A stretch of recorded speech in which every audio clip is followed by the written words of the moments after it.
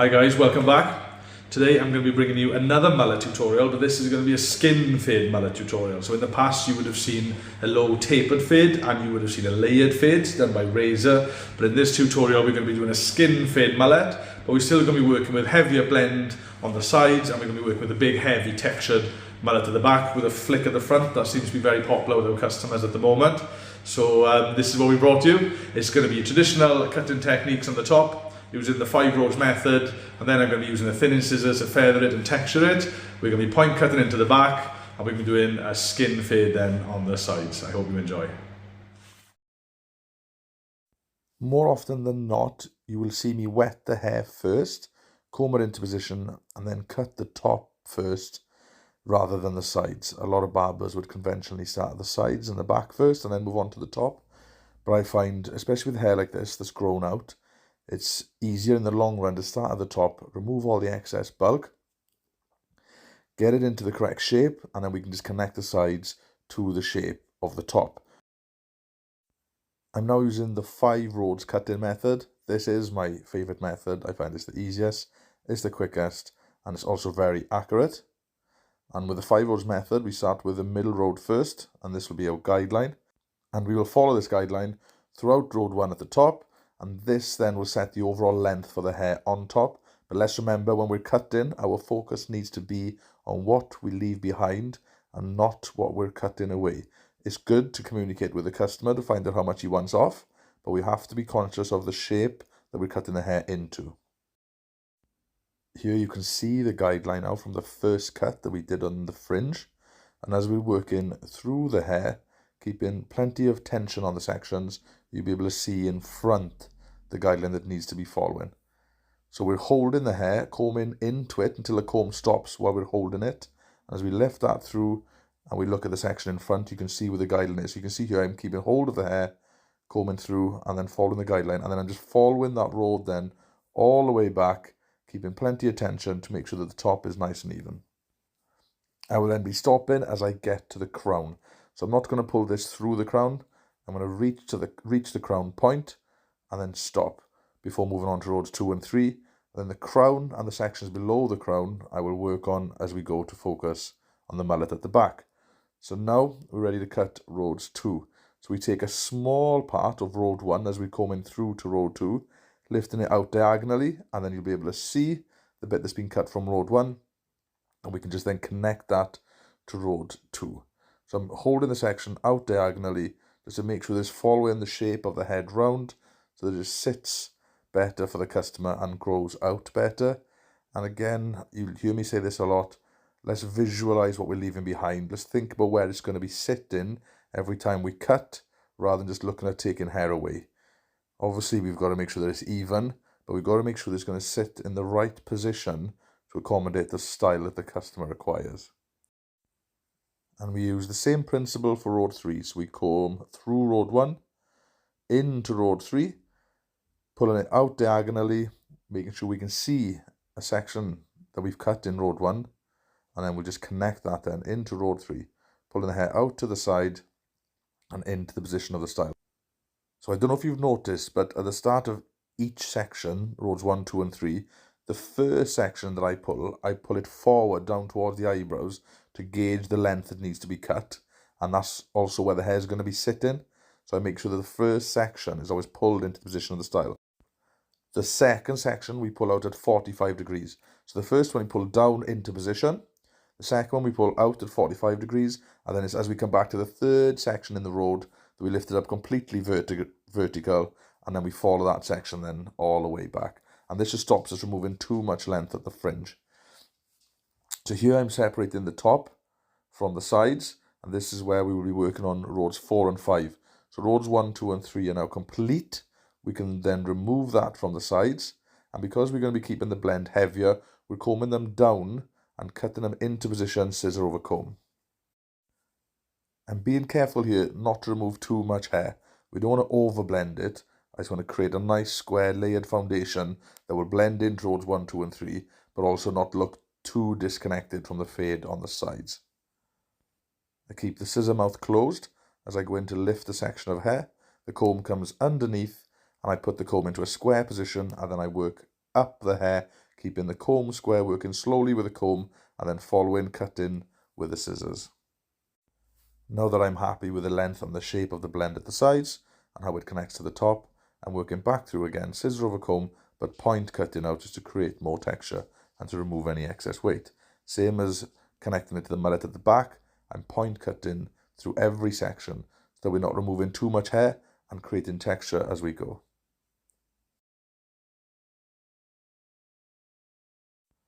Once road 4 is complete, you go to the other side and replicate the same methods for rows 5 before moving on to complete the mullet at the back.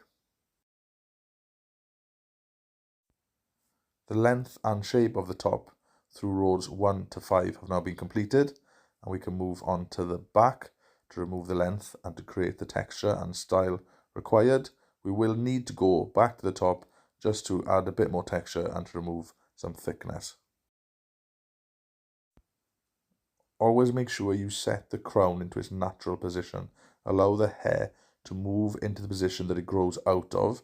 This will make sure that the hair is cut with more accuracy. It will also make sure that it grows back better, and it'll also be easier for the customer to manage. So with doing mullets, when cutting the back, I like to use the scissor over comb technique and point cutting into the hair, removing length and creating texture as we go.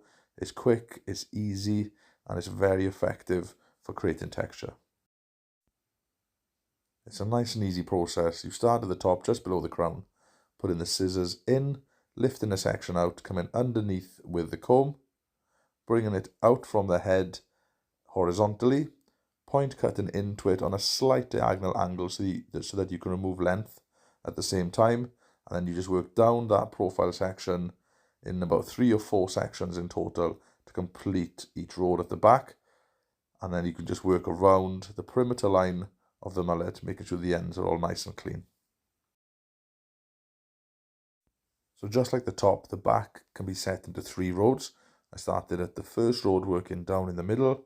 I then went to row 2 slightly to the right, and I'm on row 3 at the left.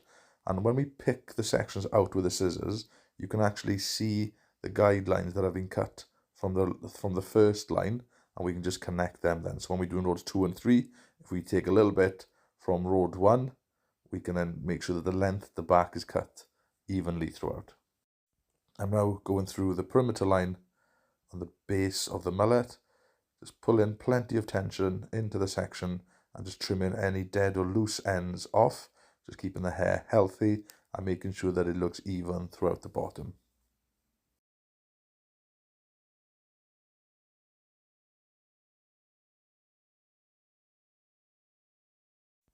Just like cutting rows 1, 2 and 3, even with a profile line at the base of the mullet, I've started in the middle to set my guide, and now I'm working towards the left just to make sure that I'm connecting that evenly throughout, and then I'll go to the right, and then I'll do the same again. So we're still working in a profile of 3 rows. The first row in the middle, getting my guide, working to rows 2 on the left, connecting it, and now I'm working on rows 3 on the right, connecting it, and just making sure all the ends are clean and tidy. But I'm point cutting, make sure they still look textured and not blunt and boring, and this just completes the mullet and allows it to grow out tidy for the customer.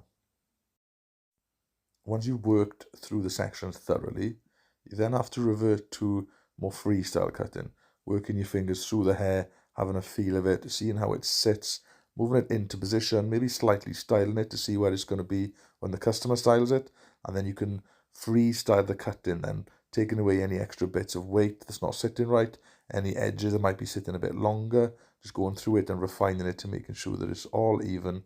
But sometimes you just need to be free flowing with this, be natural, and just get your hands and fingers through it.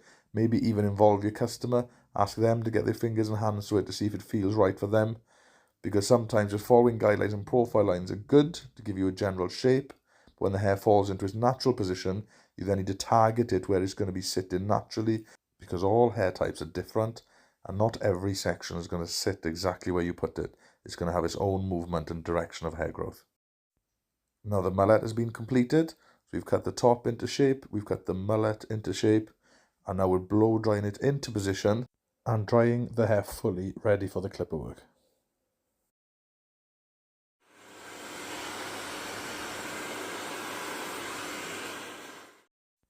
I'm starting the clipper work with a 1 guard and the lever fully open, and we are working on the blend zone first, and that's the top zone in the fade area that connects the sides to the top.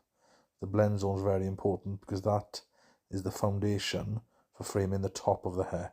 So we have to make sure that we connect this accurately and efficiently, because this can ruin the whole haircut if the blend zone is not done correctly. The blend zone on a mullet arches down behind the ear, and it's important to put that blend zone in first because that works then as a boundary, as like a final guideline, so you know that you have to keep the rest of your fade within that line. If you start off by potentially doing the fade zone first or the skin zone, and then you start pushing up, or you push the clipper too far up, you can then compromise your blend zone by taking it too high. So by putting the blend zone in first, it gives you a safety net that you can ensure that you keep the shorter guards within that zone and not compromise the shape and the blend of the haircut. So I've now closed the lever just to taper down that blend zone a little bit shorter, and this will allow the fade zone to connect more easily.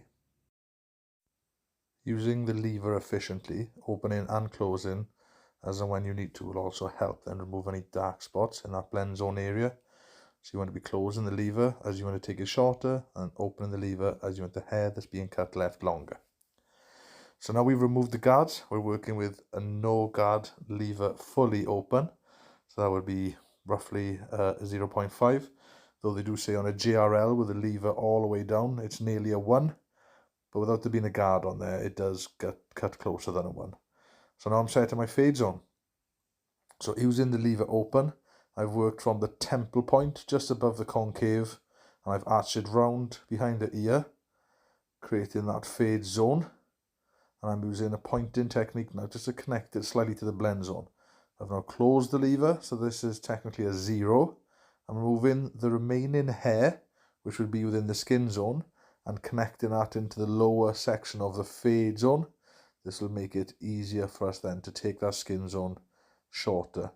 So I'm just using the corner, just breaking up any dark spots. Now I'm slightly opening the lever, using the corner again, and I'm just pointing in the thicker dark spots of hair, breaking them up and just blurring that fade together. I do generally refine as I go. So while I've got the comb in my hand, I'm just using that then to clipper over comb the blend zone into the thicker layers of hair in rows 4 and 5, just removing any excess bulk that's not sitting even. And now I'm going back through the blend zone with the lever fully open, using the corner again just to break up any dark spots. So we now have the trimmer. These are Chemi trimmers. They're only cheap, but they're very, very effective. I use these over all the top brands. They're very strong. They remove thick hair so easily, and they also shape up nice and sharp. They're also very safe, even to use with children, and they hold their charge for ages. So I'm just taking that skin zone down now as short as we possibly can, and using the corner of the trimmer to point the skin zone into the fade zone. So this pointing technique just allows all the zones to connect and blend together. And I'm blending as I go to save me having to go around trying to break up lines afterwards. I'm just making sure that skin zone is nice and thorough now before I shape up the outlines, sharpening up the haircut before I bring in the foils. I prefer to use the corner of the trimmer first when shaping up. This will make it easier to carve the shape in, removing any excess longer bits of hair, and will allow a more natural outline. Using the full blade can sometimes remove too much hair and will cause the outline to look blunt and unnatural, and then it doesn't grow back very good when we do this. Now I'm just being extra precise, working through the fade and the blend zone, using the corner of the trimmer just to break up any clusters of hair that's still creating dark spots. And now I'm moving on to the temple and the concave, so just using the corner again to carve the shape in. And now I'm using the flat side of the blade to make the outline here look sharper. Now on the temple and concave shape ups, we aim to make it look sharp without shaving too far into the hair, still sticking to the natural outline. But as mentioned in the behind the ear section of shaping up, in some cases, especially with mullets, we don't want to cut that too blunt. We want to leave that looking feathered and natural. But on the front, where it frames the face, we do want those lines to look clean and sharp, but not shave too far into the hair, sticking to the natural outline of the hair. We can now complete the skin zone by using the foil shaver, working over the section that we cut with the trimmers. The trimmers took that hair down to stubble, but the foil then will take it down to skin. And I'm even using the corner of the foil blade to work around the concave, making that shape up stand out. I'm working down here, working with the grain, just to smooth out any bits of hair between the fade zone and the skin zone that might be creating lines. And now I'm moving on to the scissors, and I'm using the pointing technique against the grain and slightly across in places where it's still holding dark spots, just to be extra precise to make this fade look as blurry and as effective as possible. When using this technique, you have to be careful that the bottom blade that's resting on the skin is sitting as flat as possible.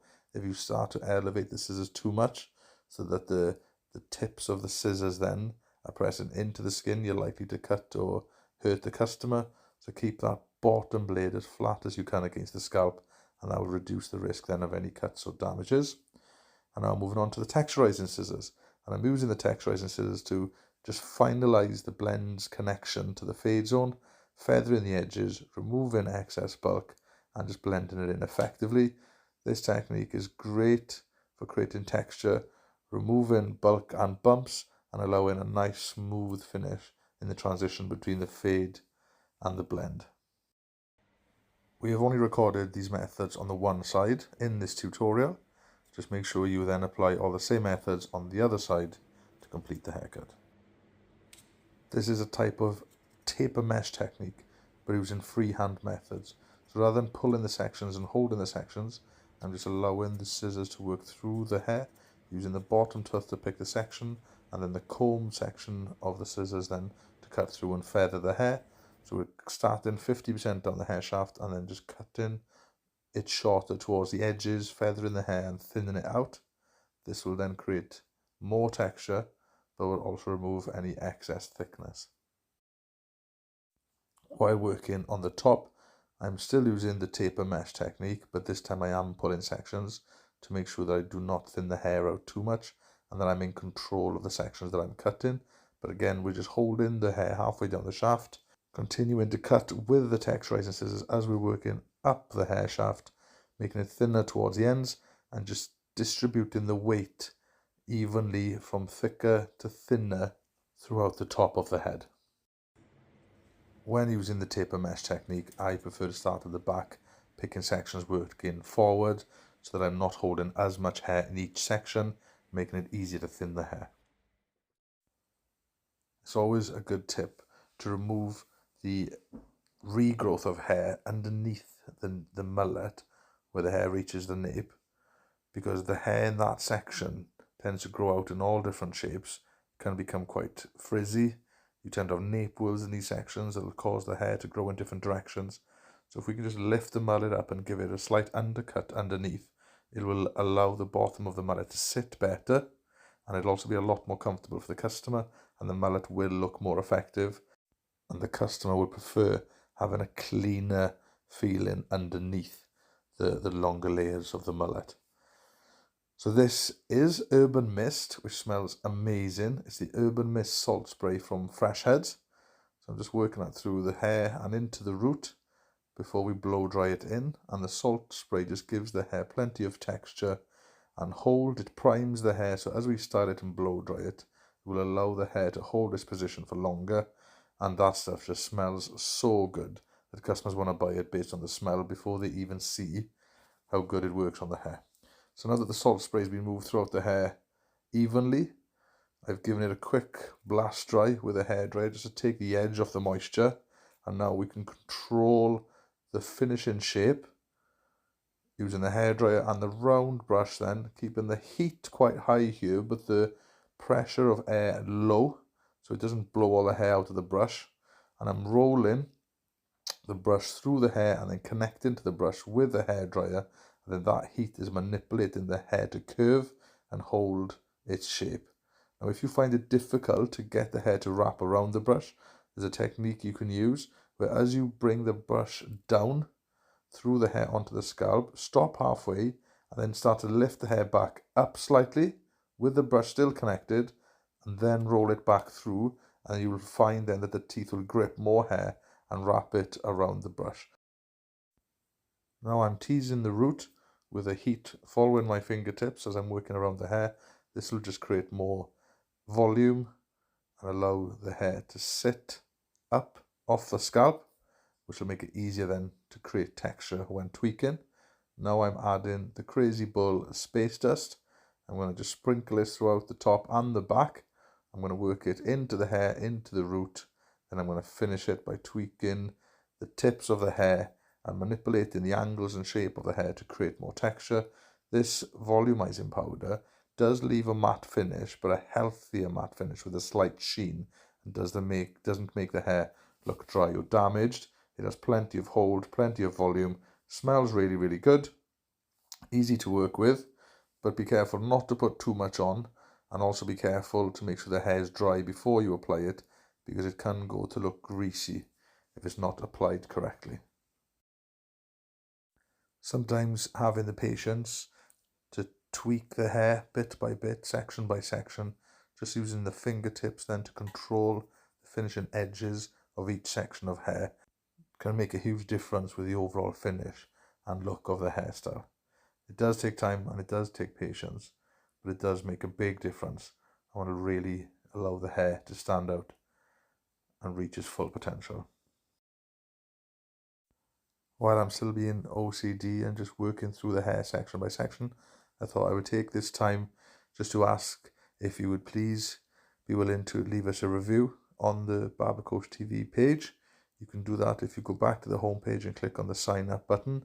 You will see the review tab next to the description tab, and it would mean a lot if you would leave us a review. You could also do the same on Google, and please feel free at any time to message us through the page or on social media. On Instagram is probably the best social media platform to contact us with any questions, any feedback, or any personal tips or tricks you might need, any advice. We'll do our very best to get back to you.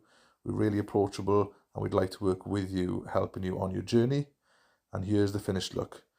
Here you can see the opposite side that we didn't show in the tutorial, and then the side that we did show. You can see the finish on the back, how it frames the head and connects to the top, flowing into the curved fringe, and the heavily textured back, and the slightly disconnected blend that sits behind the ear. Thank you very much for watching. We hope you enjoyed.